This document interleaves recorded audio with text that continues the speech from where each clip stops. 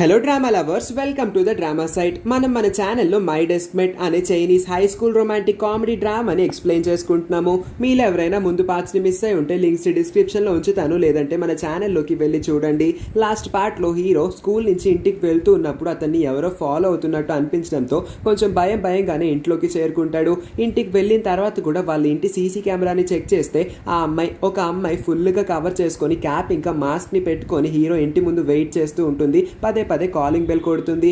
అదే అమ్మాయి ఇప్పుడు హీరోయిన్ ని గుద్దుకొని మరి అక్కడి నుంచి పరిగెత్తుకుంటూ వెళ్ళిపోతుంది. కానీ హీరోయిన్ ఇంటికి వస్తుంది కదా, ఎవరో అనుకొని పెద్దగా అమ్మాయిని పట్టించుకోదు. లోపలికి వెళ్ళిపోతుంది. ప్రశాంతంగా లోపలికి వెళ్ళి వాళ్ళ ఇంట్లో పడుకుంటుంది. ఆ రాత్రి హీరోకి మాత్రం నిద్ర పట్టదు. అసలు వస్తున్న వాళ్ళు ఎవరా అని, వాళ్ళు ఖచ్చితంగా నన్ను ఎందుకు ఫాలో అవుతున్నారు, వాళ్ళకి నాకు ఎటువంటి సంబంధం ఏదైనా ఉందా అని చెప్పి చాలా భయపడుతూ ఉంటాడు. జిన్ హాన్ చూడడానికి స్ట్రాంగ్ గా కనిపిస్తాడు, కానీ అతను లోపల చాలా భయపడతాడు. మరి ముఖ్యంగా ఎవరన్నా అతన్ని ఫాలో అవుతున్నారంటే అతని భయం రెట్టింపు అయిపోతుంది. అందుకే ఆ రాత్రి అంతా భయంతో పడుకోకుండా మరి ఆ ఫోన్లోనే ఆ సీసీ కెమెరా వైపు చూస్తూ ఉండిపోతాడు. కానీ అతనికి నిద్ర పట్టదు. చాలా సేపటికి అలాగా ఆ ఫోన్నే చూస్తూ మెల్లగా నిద్రలోకి జారుకుంటాడు. అలాగా అతనికి ఒక కళ కూడా వస్తుంది. అతను పడుకున్నప్పుడు అతనికి తెలియకుండా అతని రూమ్ లోకి ఎవరో ఎంటర్ అవుతారు. తీరా చూస్తే అది ఇందాకటి నుంచి హీరోని ఫాలో అవుతున్న అదే అమ్మాయి ఉంటుంది. ఆ అమ్మాయి హీరో మొహం మీద మొహం పెట్టి అన్నయ్య ఎలా ఉన్నావన్నయ్య, నేను నీకోసమే వచ్చాను, కళ్ళు తెరవన్నయ్య అని హీరో మొహం పైన మొహం పెట్టి దయ్యంలా చూస్తూ ఉండడంతో హీరో గట్టిగా అరుస్తాడు. చాలా భయపడతాడు. ఒక్కసారిగా ఉలిక్కి పడి లెగిసి చూస్తే అదొక కళ అని అప్పుడే గుర్తిస్తాడు.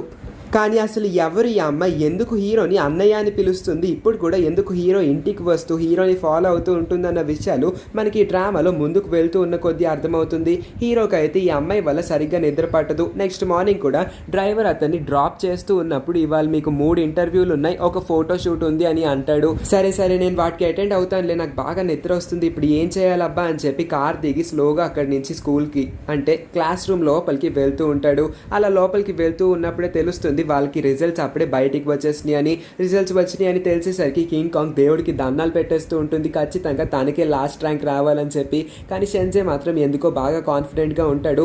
లీలా ఇంకా జిన్ వీళ్ళందరూ కూడా వచ్చి ఉంటారు. అలాగా అందరూ నోటీస్ బోర్డ్ వైపు చూస్తూ ఉన్నప్పుడే తెలుస్తుంది ఫస్ట్ ర్యాంక్ వచ్చింది జిన్హాన్కి కాదు డోడోకి అని. డోడోకి ఫస్ట్ ర్యాంక్ అని తెలియగానే అక్కడున్న వాళ్ళందరూ షాక్ అయిపోతారు. అప్పుడే అక్కడికి ఎంట్రీ ఇచ్చిన జిన్హాన్ కూడా దాని వైపు చూస్తాడు. కానీ అందరిలాగా షాక్ అవ్వకుండా అదొక చిన్న స్మైల్ మెయింటైన్ చేస్తాడు. ఎందుకంటే అతనికి సెకండ్ ర్యాంక్ వస్తుందన్న విషయం అతనికి ముందు నుంచే తెలుసు. ఎందుకంటే ఇప్పుడే మనకి అసలైన ఫ్లాష్ బ్యాక్ ఒక చిన్న సీన్ ని చూపిస్తారు. ఆ రోజు తను ఎగ్జామ్ రాస్తున్నప్పుడు హీరోయిన్ మొహం వైపు చూస్తాడు. కావాలనే ఒక ఆప్షన్ సి అని తనకి తెలిసిన సి అని ముందు పెట్టేసిన దాన్ని బీగా మార్చేస్తాడు. ఎందుకంటే తనకి కూడా హీరోయిన్ పక్కనే కూర్చోవాలని ఆశగా ఉంటుంది. ఇప్పుడు అర్థమవుతుంది హీరో నిజంగానే హీరోయిన్ ని ఇష్టపడడం మొదలు పెట్టాడు. ఇష్టం అంటే ఒక ఫ్రెండ్ లాగా తన పక్కన ఉంటే చాలు, తనతో హ్యాపీగా ఉండొచ్చు, తనకన్నా బెస్ట్ ఫ్రెండ్ ఎవరు ఉండరు, బెస్ట్ డెస్క్మేట్ ఎవరు ఉండరు అన్నట్టుగా ఫీల్ అవుతూ ఉంటున్నాడు. సో ఈ ట్విస్ట్ తెలియగానే ఇంకా షెన్జే రెచ్చిపోయి, ఏంటి బాబు ఫస్ట్ ర్యాంక్ తెచ్చుకోలేకపోయావు, చదువు మీద ఫోకస్ తగ్గిందా, సెకండ్ ర్యాంక్ వచ్చింది ఏంటి అని అందరి ముందు ఎక్కిరిస్తూ ఉంటాడు. కానీ హీరోయిన్ షెన్జే మాటలేమి పట్టించుకోకుండా, జిన్హాన్ ఏమి బాధపడకు, ఈసారి సెకండ్ ర్యాంక్ వస్తే ఏముంది, నెక్స్ట్ టైం నువ్వు ఫస్ట్ ర్యాంక్ తెచ్చుకోగలవు అని చెప్పి తనని మోటివేట్ చేస్తూ ఉంటుంది. షెన్జేకి చిరాకు వచ్చేస్తూ ఉంటుంది. నెక్స్ట్ టైం నీదే ఫస్ట్ ర్యాంక్ అని హీరోయిన్ అనగానే అక్కడికి ప్రత్యక్షమైన డోడో, నెక్స్ట్ టైం నాదే ఫస్ట్ ర్యాంక్, నేనే నెక్స్ట్ టైం కూడా ఫస్ట్ ర్యాంక్ తెచ్చుకుంటాను అని ఇప్పుడు వీళ్ళిద్దరి మధ్యన అసలైన కాంపిటీషన్ ఒఫీషియల్ గా అనౌన్స్ చేస్తుంది డోడో. ఈ లీలా ఏమో ఎప్పుడు రేస్ నుంచి తప్పుకుంటుంది. వీళ్ళిద్దరికి ఫస్ట్ సెకండ్ ఛాన్స్ ఇచ్చేస్తుంది. ఈమెకేమో థర్డ్ ర్యాంక్ వచ్చేస్తూ ఉంటుంది ఎప్పుడు. కానీ ఇప్పుడు ఈమెకి ఎన్నో ర్యాంక్ వచ్చింది అనేది ఇంకా రివీల్ చేయరు. డోడో హీరోతో అయితే ధైర్యంగానే ఛాలెంజ్ చేస్తుంది, కానీ లోపల భయం అయితే మొదలవుతుంది. దానికి ఇండికేషన్ గానే మళ్ళీ ఆమె నోస్ బ్లీడ్ అవుతూ ఉంటే హీరోయిన్ దాన్ని గమనించి కాటన్ పెట్టుకో, నోస్ బ్లీడ్ అవుతుంది, బుర్ర వెనక్కి తిప్పావంటే మళ్ళీ బ్లడ్ లోపలికి వెళ్ళిపోతుంది అని చెప్పినా సరే తను కాటన్ పెట్టుకొని, ఏం పర్లేదు మీరెవ్వరూ నా గురించి ఆలోచించకండి, నెక్స్ట్ టైం కూడా నాదే ఫస్ట్ ర్యాంక్ అని ధైర్యంగా చెప్పి అక్కడి నుంచి ఎస్కేప్ అయిపోతుంది. కానీ హీరోయిన్కి మాత్రం ఇంకా భయంగానే ఉంటుంది, అసలు తనకి ఎన్నో ర్యాంక్ వచ్చింది అని చెప్పి. అప్పుడే షెన్జే చెప్తాడు, నాకే ఖచ్చితంగా వెనక నుంచి ఫస్ట్ ర్యాంక్ వచ్చి ఉండొచ్చు అని చెప్పి. వద్దొద్దు నాకే రావాలి అని చెప్పి హీరోయిన్ దేవుడిని కోరుకొని ఆ నోటీస్ బోర్డ్ వైపు చూస్తుంది. అప్పుడే వీళ్ళందరూ షాక్ అయ్యే ట్విస్ట్ ని జిన్ ఇస్తుంది. ఎందుకంటే జిన్ కి వెనక నుంచి థర్డ్ ర్యాంక్ వస్తుంది. షెన్జే అంచనాల ప్రకారం వెనక నుంచి థర్డ్ ర్యాంక్ హీరోయిన్ కి రావాలి కదా, కానీ ఈ జిన్ ఎక్కడి నుంచి వచ్చిందిరా బాబు అని చూసుకుంటూ నోటీస్ బోర్డ్ వైపు చూస్తాడు. అసలు ఎవరికి ఏమేం ర్యాంక్స్ వచ్చినాయి వెనక నుంచి అని చూస్తే నిజంగా హీరోయిన్ కి వెనక నుంచి సెకండ్ ర్యాంక్ వస్తుంది. అంటే ఇప్పుడు ఎప్పట్లాగే హీరో పక్కనే తను కూర్చోవచ్చు అని తెలుసుకున్న తర్వాత అంతమంది ముందు గట్టి గట్టిగా అరుస్తూ గెంతులేస్తూ డాన్స్లు వేస్తూ ఉంటుంది. ఇంకా తన ఆనందానికి హద్దే ఉండదు. లీలా పక్కన జిన్ కూర్చుంటుంది కాబట్టి తను మరీ అంత ఫీల్ ఏమీ అవ్వదు. కానీ ఇప్పుడు అందరికన్నా ఎక్కువ ఫీల్ అయ్యేది షెన్జేనే. ఎందుకంటే తాను ఇప్పుడు లాస్ట్ ర్యాంక్ తెచ్చుకున్నాడు. లాస్ట్ ర్యాంక్ తెచ్చుకోవడం వల్ల తను ఇప్పుడు డోడో పక్కన కూర్చోవాల్సి ఉంటుంది కాబట్టి ఒక చెత్త ఎక్స్ప్రెషన్ ఇచ్చి కళ్ళు తిరిగి పడిపోతాడు.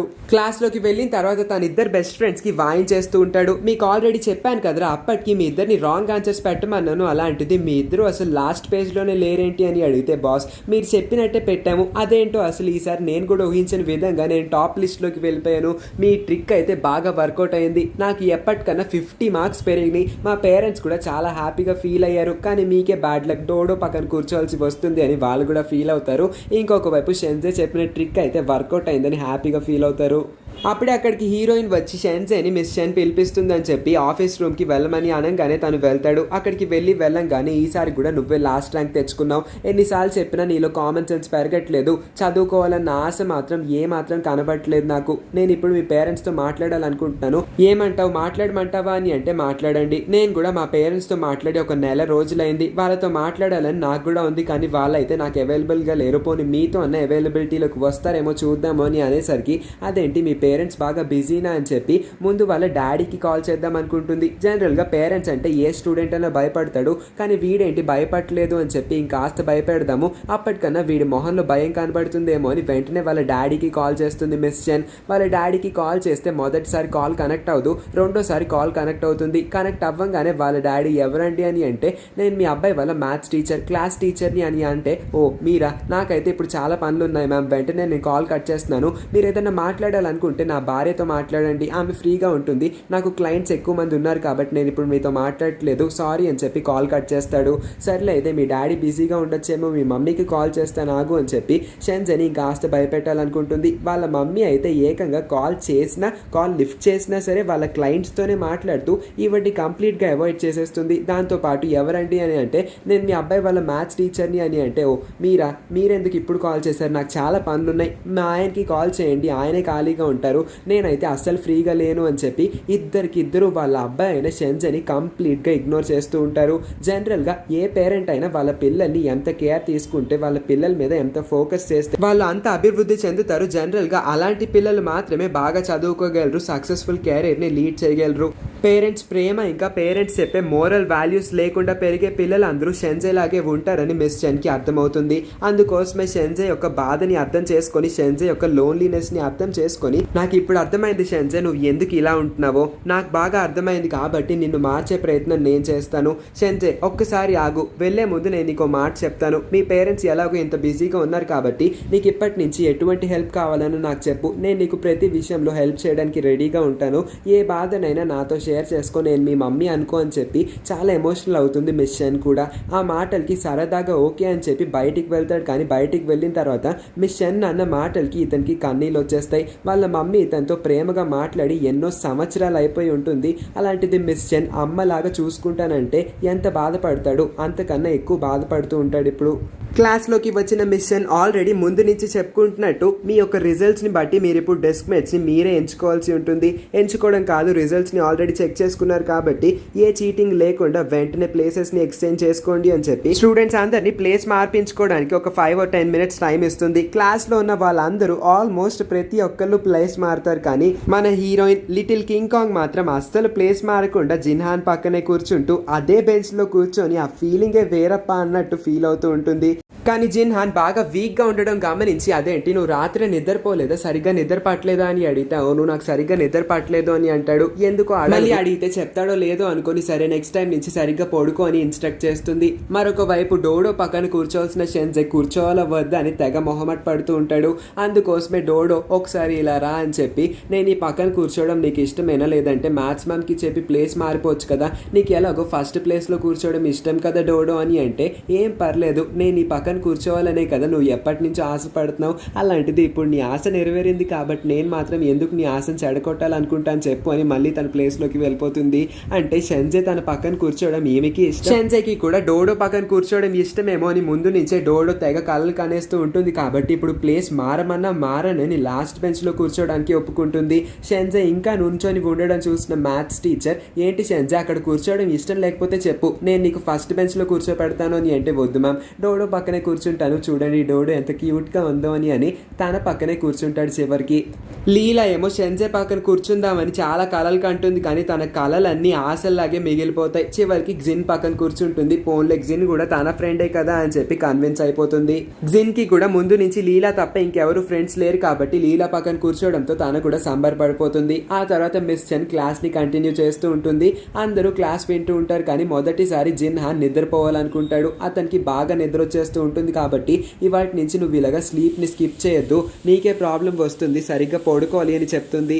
ఆ తర్వాత హీరోకి చెప్పినట్టే ముందే తన డ్రైవర్ చెప్పి ఉంటాడు కదా 3 ఇంటర్వ్యూలో ఒక ఫోటోషూట్ ఉందని చెప్పి, ముందు ఆ ఫోటోషూట్ని కంప్లీట్ చేయడానికి హీరో జిన్ హాన్ ఇప్పుడు జియాంగ్ చెంగ్ని కలవడానికి వస్తారు. వీళ్ళిద్దరు ఒక డ్రామాని అయితే షూటింగ్ చేస్తూ ఉంటారు కదా, ఆ డ్రామా ప్రమోషనల్ షూట్ కోసం వీళ్ళు ఒక ఫోటోషూట్కి ఎంటర్ అవుతారు. వీళ్ళిద్దరూ ఇప్పుడు ముందు నుంచే గొడవలు పడుతూ ఉంటారు, నువ్వే గొప్ప అంటే నేనే గొప్ప అని. ఆ గొడవ అంతా అయిపోయిన తర్వాత మంచి మంచి పోజులు ఇస్తారు. ఆ ఇంటర్వ్యూలు కూడా అయిపోయిన తర్వాత జిన్ హాన్ బాగా అలిసిపోతాడు. ఆ అల్సెట్తోనే ఇంటికి చేరుకుంటాడు. కానీ ఆ అమ్మాయి మళ్ళీ ఫుల్ కవర్ వేసుకున్న ఆ అమ్మాయి ఈసారి జిన్హాని సీక్రెట్ గా ఫోటోలు కూడా తీస్తూ ఉంటుంది. సీక్రెట్ గా ఫోటోలు తీయడంతో పాటు జిన్హాని కళ్ళార్పకుండా గుడ్ల గోబలా చూస్తూ ఉంటుంది. ఆ రాత్రి మధ్యరాత్రిలో మళ్ళీ కాలింగ్ బెల్ మోగడంతో జిన్హాన్ బెదిరిపోతాడు. తీరా సీసీటీవీ ఫోటేజ్ ని తన ఫోన్ లో చెక్ చేస్తే మళ్ళీ అదే వ్యక్తి వచ్చి ఉంటాడు. అంటే మనకు తెలిసిన ఆ అమ్మాయి, కానీ జిన్హాన్ కి అది అమ్మాయి అన్న విషయం క్లియర్ గా అర్థం కావట్లేదు.